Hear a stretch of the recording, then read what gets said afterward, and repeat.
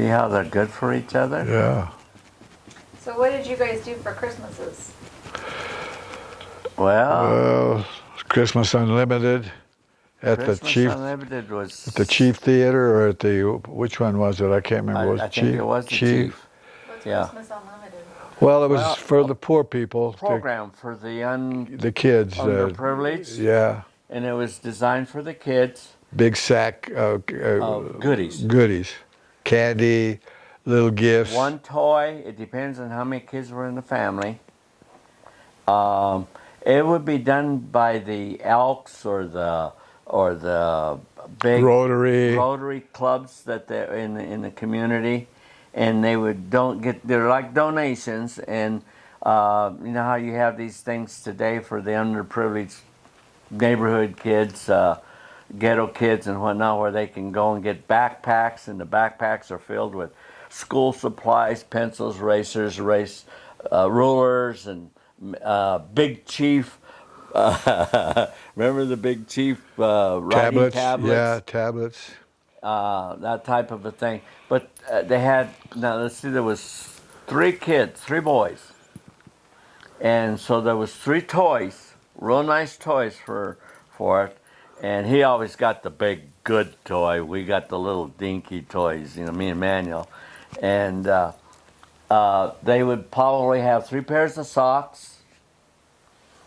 Maybe if it was a good time, it was 3 pairs.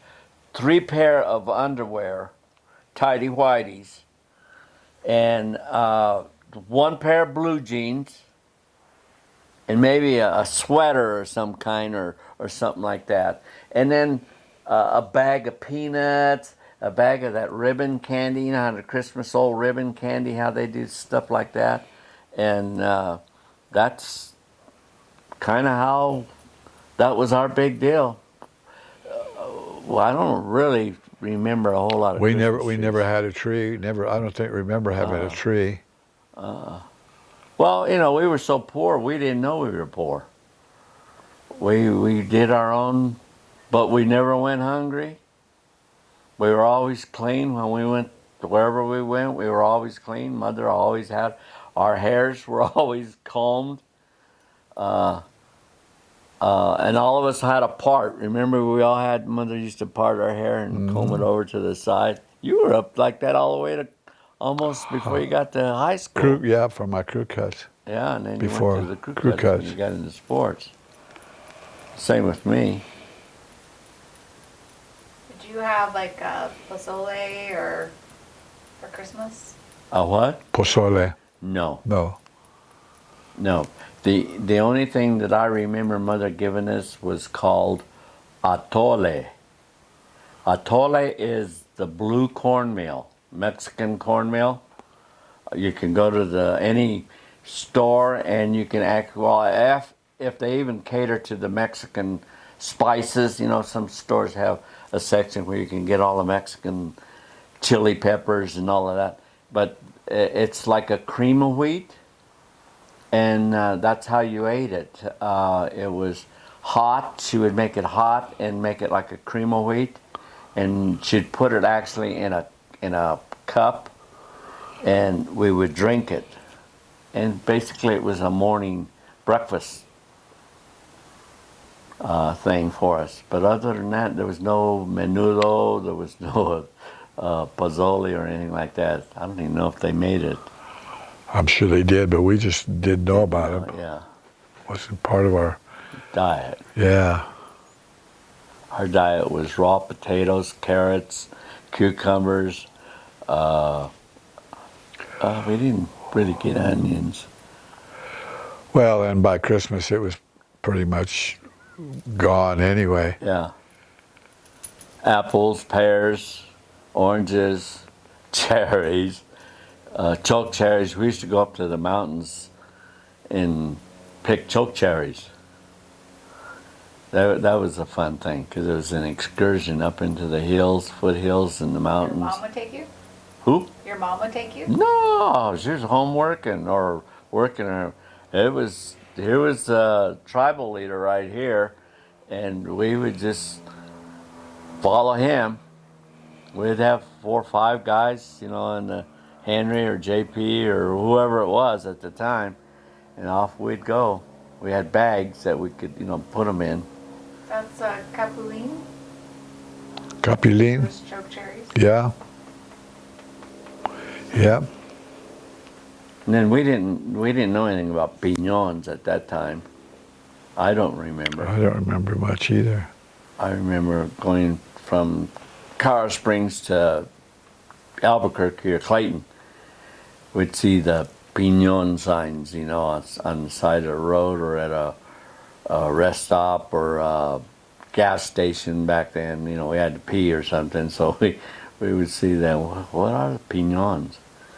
And back then, as a kid, it was really not fun breaking these little deals and not getting much of a substance to chew on and eat. It was just too much work to deal with, So, but later on, you acquired a taste and liking for it. How often did you go to Clayton? What would you say? 3 or 4 years? No, well, it depends. At different times. I think it would depend on how Mom could hustle A vehicle. a vehicle to get us down there and bring us back. I remember going with Johnny. Johnny went, In yeah, that red Ford, yeah. 51 Ford. Mm-hmm. We made that trip, me, you, and Manuel in the back Yeah. seat. Yep. A lot of times, Grimaldo? Johnny Grimaldo. Yeah. That was Mom's boyfriend. Mom used to make me sit up in the front because in those days the cars they didn't have bucket seats, they had bench seats. So she used to set me up in front and she used to smoke. So when she would smoke, she'd blow the smoke, because I was between Johnny and her, and she'd go like that with her smoking. And I guess that's why I hated smoking as a kid, and so I've never smoked a cigarette. Never even tried. Did you? Well, my experience was, she said, "Go light my cigarette. It's there by the stove. Go light me a cigarette." So I went in and pulled out a cigarette and got over to the flame and took a couple of puffs, started coughing and choking and everything. So I took her the damn cigarette, and that was my only experience. Oh, okay. I It didn't was know that. about, That's funny. yeah. And of course, Manuel. And she probably did it on purpose for all I know, but maybe not. Yeah. Well, Manuel, he probably was smoking when he was 8 or 9. He was a rebel in the family Yeah. with tattoos and smoking and drinking, at an early age. So he, I can't really say much more about him, but I loved him as a brother. He took care of me. But And- you took the bus down to Clayton once, didn't you? Yes. Yeah. Another story about mother smoking.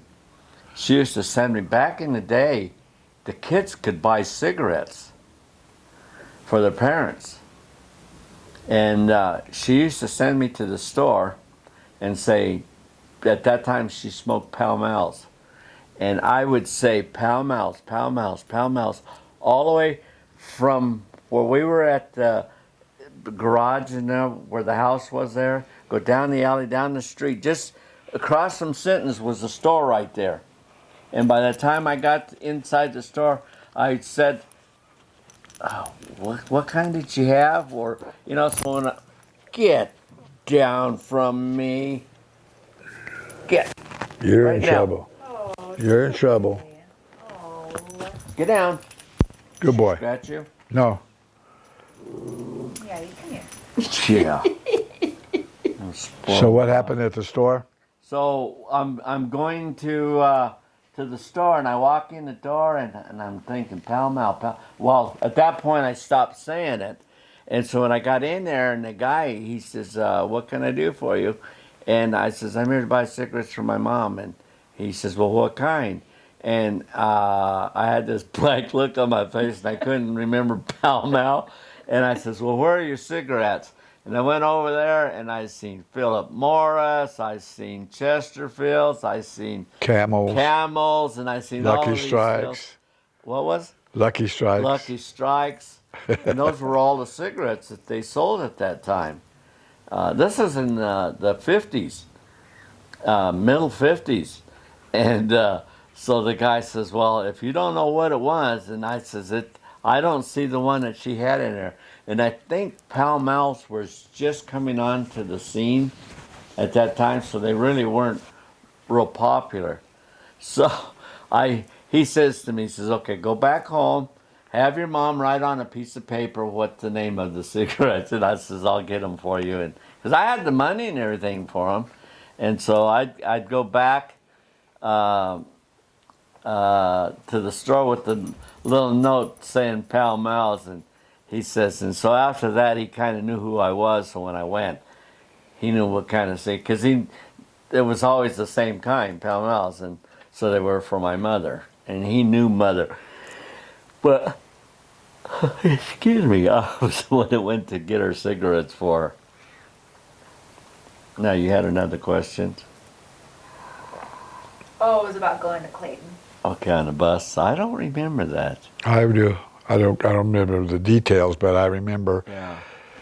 it was kind Where of a did you hear that strange story case. From him. Okay. I have to remind him of some things that happened to him. Okay. You'll Yeah. find out. It yours. was a nighttime bus, Yep. and there was like a native guy on there, and they just sort of pulled over in the middle of nowhere. Yeah. Let him The off. guy got off and just walked, out into the. Darkness. Darkness. Yeah. I had that same experience on a Greyhound bus going from Colorado Springs to Los Angeles. And we were somewhere in the middle of Arizona desert, and he was a Native American. And all of a sudden we heard this chime, and I mean, it was pitch dark. You couldn't, there was not a star in the sky. It must have been an overcast or something, but anyway, you couldn't see nothing. And it was pitch dark. And in those days, the windows weren't tinted like they are today, So we're all looking like this guy gets off, but what the funny thing was about it is, apparently he was out looking and seeing things. It was time for him to pull for the bus driver to stop the bus, and he got off, and he just started walking out in the desert. There was no smoke signals. There was no fire. There was no light on a house or nothing. And he just got off and started walking, And we were all talking about it. So, man, it could be wolves, snakes, and spiders and scorpions and everything else, out there. And it's not like you're scared of Indians, but it was a strange thing to see that too. Okay, I'm gonna take a bathroom break.